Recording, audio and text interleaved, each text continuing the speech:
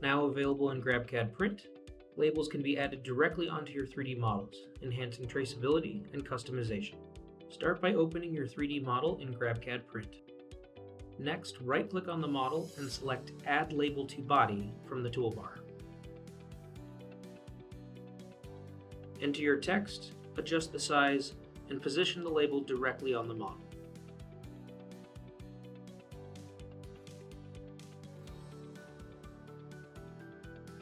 Once you're satisfied, save your settings and prepare your model for printing.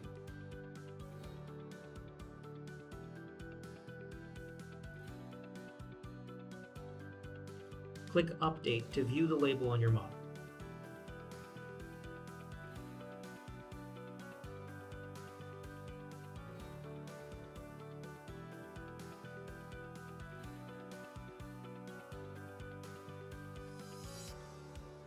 If adjustments are needed, edit the current label or erase and start again.